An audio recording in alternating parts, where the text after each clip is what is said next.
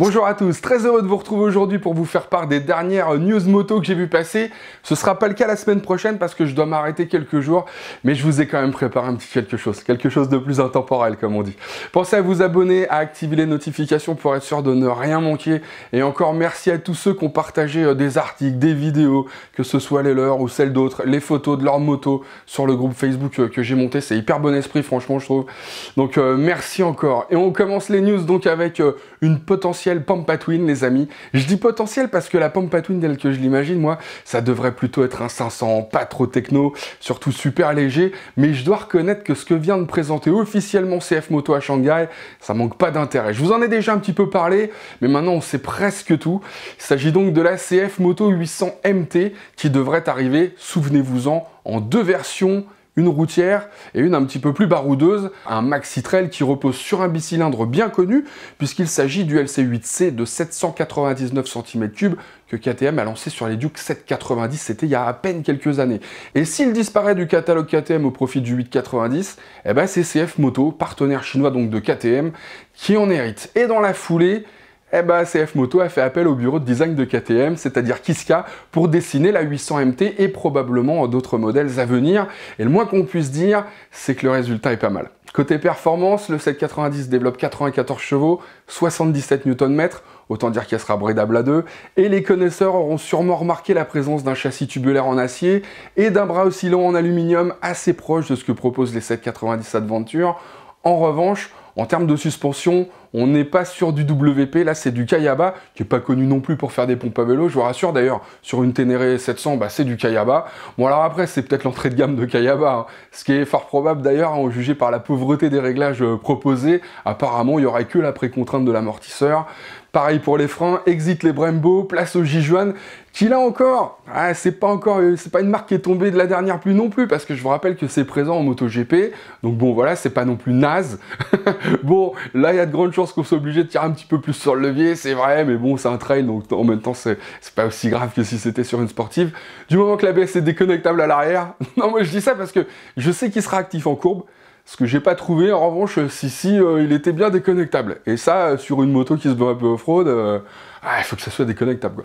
En revanche, alors, il y a quasiment tout le catalogue de l'homme moderne là-dedans. Ride-by-wire, traction control, régulateur de vitesse, mode moteur, full LED, écran TFT 7 pouces, et le truc le plus important pour moi, poignée chauffante. Ah non, je blague pas. Franchement, je pense que ça devrait être de série sur toutes les motos, les poignées chauffantes. Ah ouais, c'est jamais où. Et tout ça pour combien, mon brave? Eh ben, j'en sais encore rien. C'est un peu l'inconnu encore. Ça devrait se situer entre 6500 et 9000 euros. Ouais, je sais, ça fait un sérieux écart. Et bon, c'est une estimation qu'on peut trouver dans la presse chinoise. En France, bon bah ça devrait être plus. Et combien et quand surtout, eh ben, on sait pas. C'est comme pour les Yamaha. Le big boss de Yamaha, je vous rappelle que c'est un Français, Eric Dessen, donc c'est bien. Il vient de publier une vidéo pour rassurer ses clients, mais aussi les concessionnaires, quant au retard que connaissent les livraisons. Ils sont d'ailleurs pas les seuls à subir les conséquences de la crise du coronavirus, hein, loin s'en faut. En fait, il y a d'énormes soucis de production des semi-conducteurs. Ça entre en jeu dans les climats libres, dans l'ABS, dans les écus, les fameuses puces savantes qui contrôlent toute l'électronique de la moto. Il y aura aussi une pénurie d'aluminium, d'après ce que j'ai compris. Et pour couronner le tout, le bateau qui a bloqué le canal de Suez a eu d'énormes répercussions au niveau mondial. Non, je rigole, mais c'est carrément pas drôle. Alors que les ventes de motos n'ont pas souffert vraiment du Covid, l'année dernière a même été une année record pour beaucoup de marques, eh ben, il se pourrait qu'elles aient bien du mal à livrer dans les semaines à venir, faute de pouvoir produire. See you soon, and thank you again for your patience. Mais voilà qui n'empêche pas Suzuki de dévoiler une moto surprise, la nouvelle GSX S1000. Et le moins qu'on puisse dire, c'est qu'elle suscite déjà pas mal de réactions. C'est vrai qu'on assiste à une véritable rupture stylistique avec cette moto, même si, en réalité, en termes de design, pour moi, le tournant a déjà été pris avec la V-Strom 1050, qui était déjà nettement plus tendue, plus anguleuse, un peu rétro-futuriste, quoi.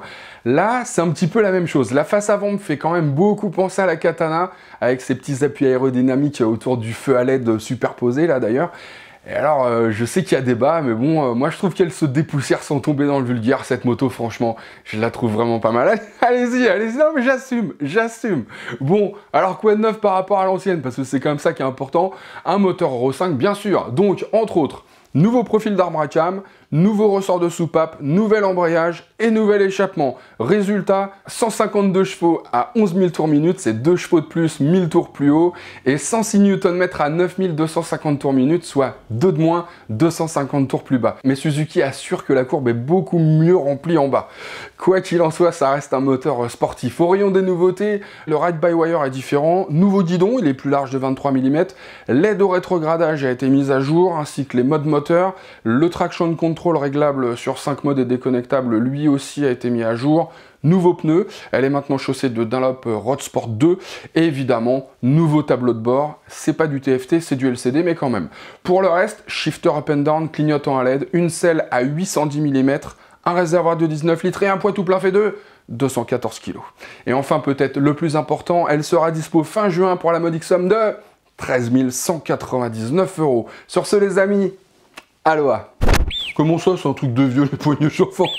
On en reparlera dans quelques années, quand le pôle Nord se sera déplacé en Corse du Sud et que tu regarderas des icebergs se balader dans le vieux port de Marseille. On en reparlera des poignées chauffantes, tiens, avec tes petites pattes là.